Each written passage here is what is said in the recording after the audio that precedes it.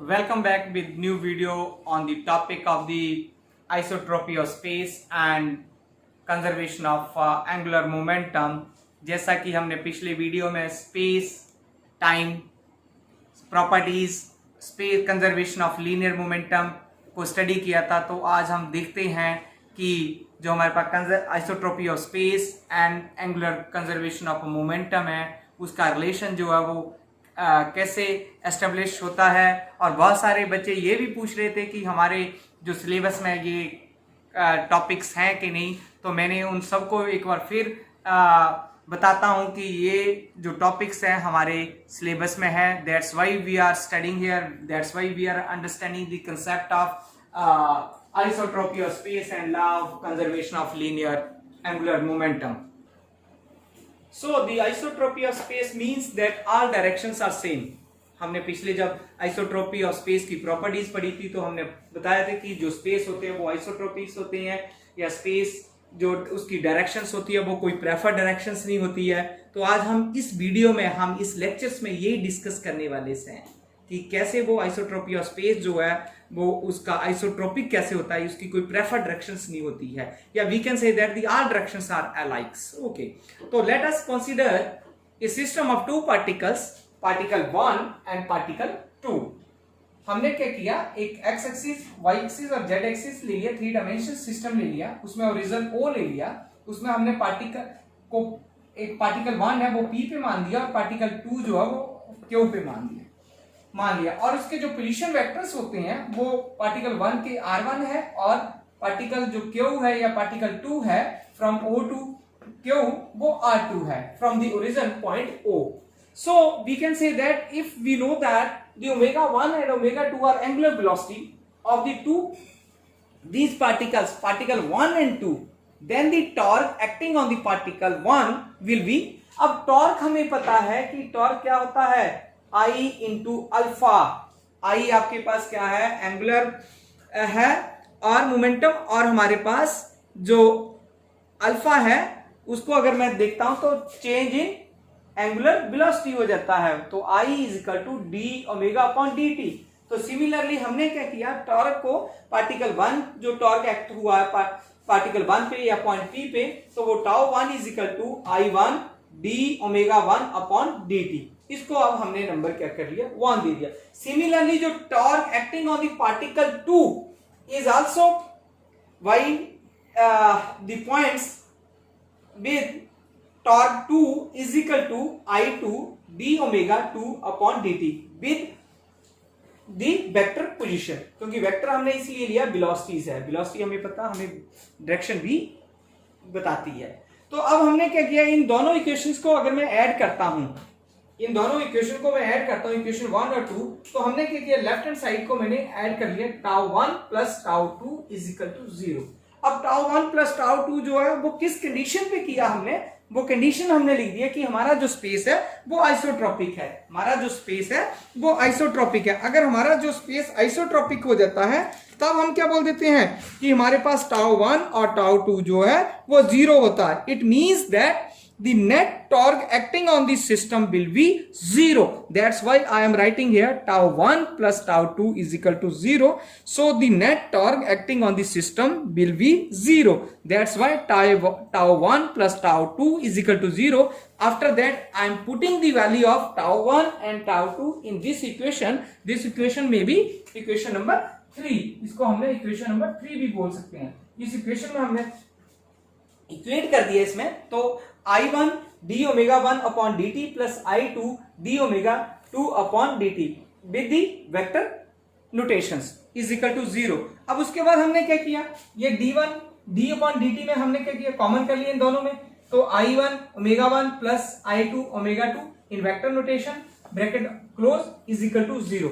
अब हम क्या करते हैं, उसके बाद हमने क्या किया, इसको इंटीग्रेट कर दिया. जब मैं इंटीग्रेट करता हूं इस इक्वेशंस को तो हम लोग देखते हैं कि कैसा वो इंटीग्रेशन आता है. अगर मैं यहाँ स्पेस की यहाँ रब कर देता हूँ कुछ पॉइंट्स, तो हम लोग क्या करते हैं, इंटीग्रेट कर देते हैं इस इक्वेशन को, d upon D T I1 omega 1 plus I2 omega 2 is equal to 0। अब ये तो इंटीग्रेशन है, ये खत्म हो जाएगा, हमारे पास क्या आ जाता है। तो अगर मैं देखता हूं I1 omega 1 plus I2 omega 2 is equal to constant.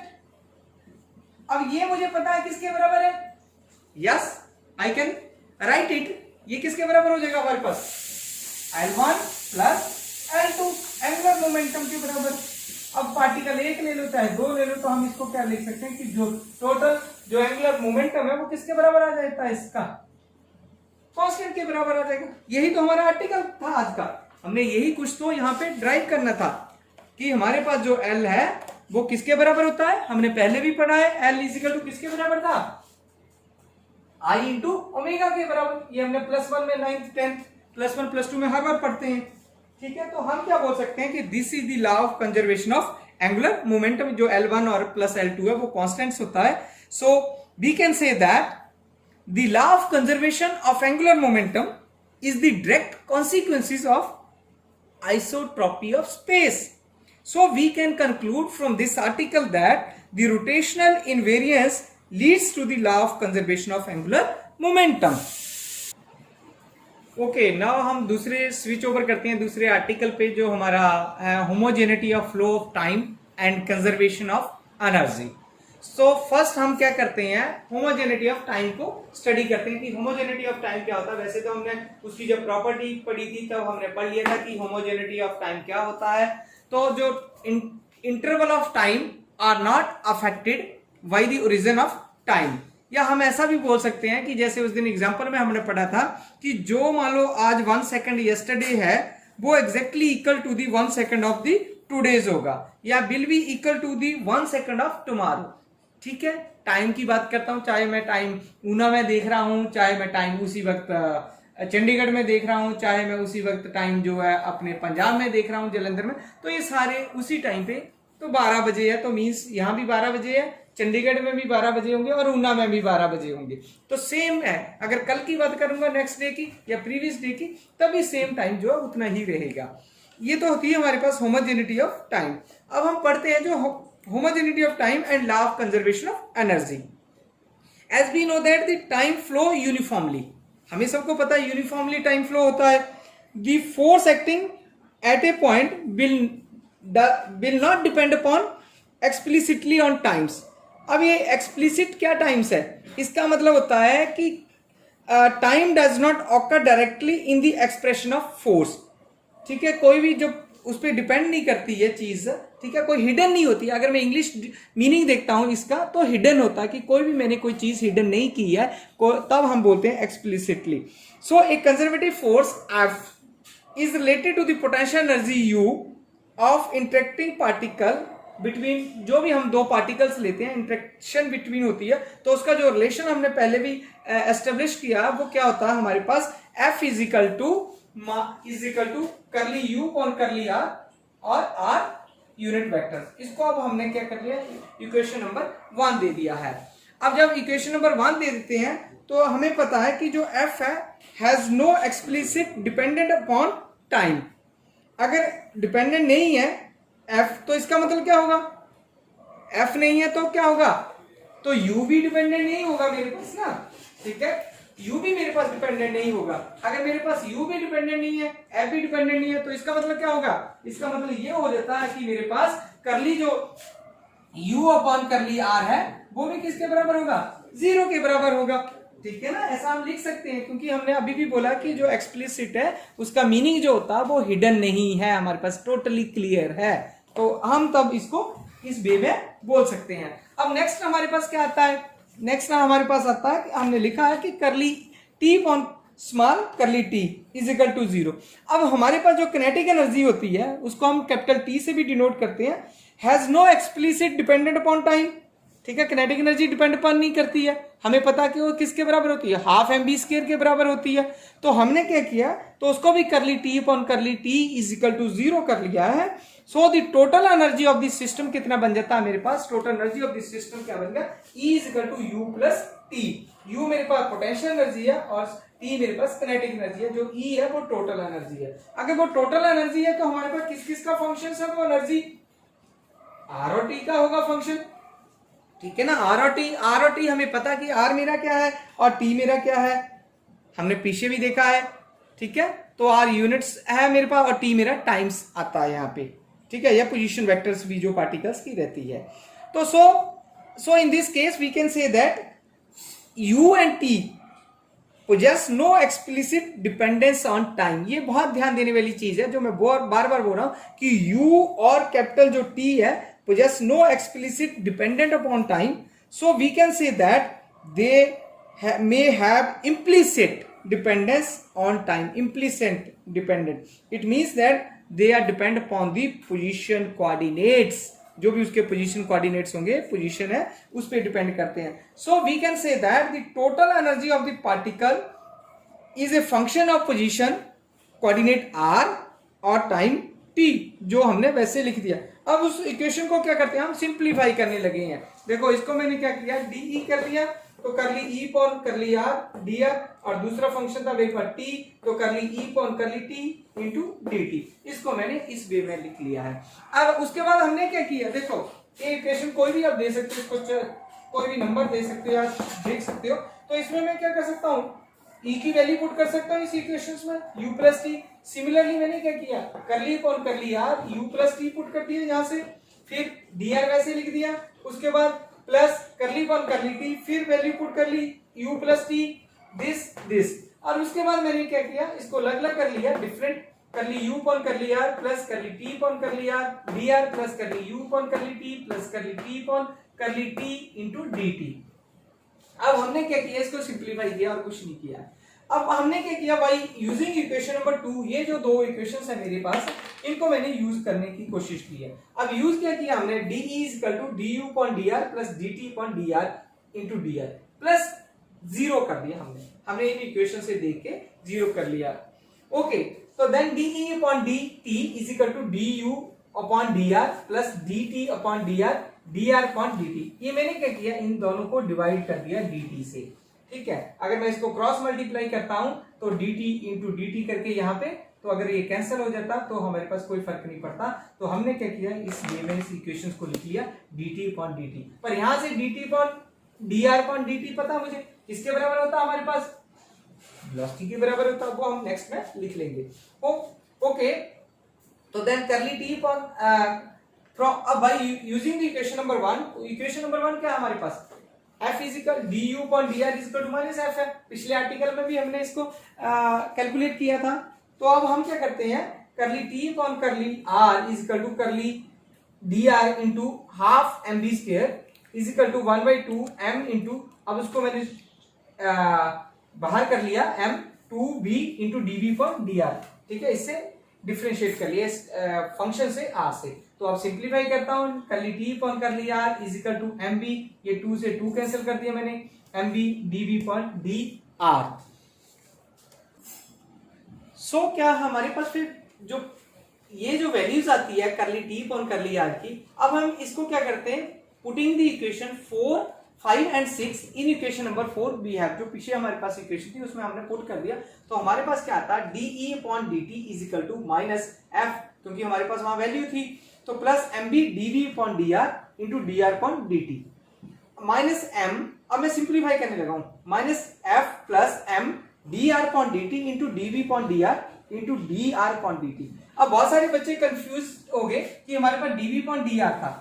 अब हमने क्या किया, अगर इन दोनों को मैं क्या करता हूं, कैंसिल कर लेता हूं ऐसे, ठीक है। तो इससे मैंने डिवाइड किया, इससे मल्टीप्लाई किया, तो कोई फर्क नहीं पड़ता, 1 आता है। किसी सेम वैल्यू से हम डिवाइड कर दें चाहे मल्टीप्लाई कर दें तो हमारे पास कोई फर्क नहीं पड़ता रेशियो में। पर यहाँ हमारा जो क्वेश्चन जो है वो बहुत यहाँ पे यूजफुल हो गया हमारे पास, यहाँ पे डी आर, यहाँ भी डी आर। अब हमारे पास क्या रहेगा, minus F plus M D B upon D T. ये देखो अगर मैं इसको काट देता हूं तो डी बी पॉन क्या आ गया, डी टी आ जाएगा हमारे पास, क्या आ जाएगा, D B upon D T आ जाएगा मेरे पास यहाँ पे, सॉरी, ठीक है। अगर D B upon D T आ गया मेरे पास, तो बाहर जो वैल्यू थी वो D R upon D T लिख दिया मैंने। Minus F plus M D B upon D T क्या होता है मेरे पास, असोलेशन होता है, तो मैंने plus M A into D R upon D T कर दिया। माइनस एफ प्लस फोर्स किसके बराबर होती है, फोर्स हमें पता है, एफ इजिकल टू किसके बराबर होता है, एम ए के बराबर होता है, तो मैंने एफ लिख लिया, ठीक है, और D R upon D T. अब एफ एफ क्या हो गए, ये दोनों कैंसिल हो गए, तो कितना आ जाएगा मेरे पास, 0 आ जाएगा। तो हमारे पास कितना आ गई वैल्यू, तो यहाँ क्या था, dE upon dt is equal to 0। जब मैं इसका इंटीग्रेशन करता हूं तो E इज इक्वल टू क्या आ जाएगा, कांस्टेंट के बराबर वैल्यू आ जाएगी। तो यही तो हम कह रहे थे कि कंजर्वेशन ऑफ एनर्जी ही तो निकालनी थी इस आर्टिकल में हमने। अगर कंजर्वेशन ऑफ एनर्जी निकालनी है मुझे, तो हम क्या बोल सकते हैं इसमें कि जो E मेरी कांस्टेंट्स आई है of all instant of time, whenever the energy is measured it comes out to be constant। जैसे मर्जी एनर्जी को मैं कैलकुलेट करता हूं at all instant of time, जब मर्जी टाइम हो तो उसकी जो वैल्यू है वो कांस्टेंट रहती है। So we can say that the principle of homogeneity of flow leads to the law of conservation of energy. तो अभी एक और क्वेश्चन था बच्चों के, मुझे पता है ये क्वेरीज आएगी बच्चों की, बहुत सारे बच्चों की क्वेरीज रहती है। वो ये सोचते हैं कि हमने क्या किया था, curly u upon curly t is equal to 0 लिखा है या curly t upon curly small t is equal to 0 लिखा, वो क्यों लिख दिया है। बहुत सारे बच्चों की क्वेरीज रहती है इस आर्टिकल में। तो as we know that the potential energy क्या होती है, u is equal to U R रहती है हमारे पास। जो पोटेंशियल एनर्जी है हमारे पास, क्वेश्चन है u is equal to U R रहती है हमारे पास। हमने ऐसा माना था या ऐसे अज्यूम किया था।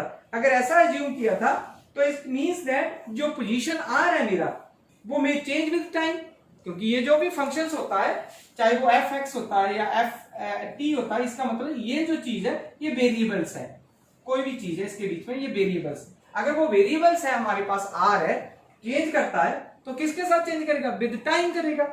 अगर वो टाइम करता तो it means that you will have in direct dependence upon time through R के होगा। अगर वो आर के थ्रू होगा तो we can say that if, otherwise दूसरी कंडीशन क्या रहती है, दूसरी कंडीशन में क्या होगा, u is not directly dependent upon time. So we can say that curly u upon curly t is equal to 0। तो हम ऐसा बोल देते हैं कि हमारे पास जो करली u अपॉन करली t है वो 0 है। स्मॉल t की बात कर रहा हूं, कैपिटल t है, ठीक है। सिमिलरली हमारे पास क्या था, हमने टाइम t करली टी अपॉन करली टी को भी ऐसे लिखा था, करली टी अपॉन करली टी भी इक्वल टू 0। सिमिलरली केस है, यहां हमारे पास एक इक्वेशन आई थी। अगर उस इक्वेशन में आप लोग देखते हो कि मैंने वहां क्या किया था, उसको 0 कर दिया था। अगर आपने वो टर्म देखी है DE is equal to curly U upon curly R plus curly T upon curly R bracket of D R plus curly U upon curly T plus curly T upon curly T into bracket of dt, उस term को ही मैंने सारी को 0 कर दिया। Basically मैंने ये वैल्यू जो है वो वहां पुट कर दी है, ठीक है। तो वहां भी मेरे पास क्या सिमिलरली है, जो पोटेंशियल t है मेरे पास वो भी क्या होगा, t has no explicit dependence upon time. अगर डिपेंडेंस नहीं है टाइम की तो मैं क्या करता हूं, कोई भी चीज अगर डिपेंडेंट नहीं रहती है टाइम की तो हमारे पास क्या होती है, वो 0 ही होती है। हमने इसको भी बोल दिया कि डायरेक्टली, मैंने पहले भी बोल दिया इम्प्लिसिट का मतलब क्लियरली या हाइडली, ठीक है। अगर क्लियरली है, कोई हाइड नहीं है उसमें, तो वो 0 के बराबर हो जाती है। तो hope you enjoy this lecture, homogeneity of flow of time and conservation of energy. और पहले हमने पढ़ा था कंजर्वेशन ऑफ एंगुलर मोमेंटम।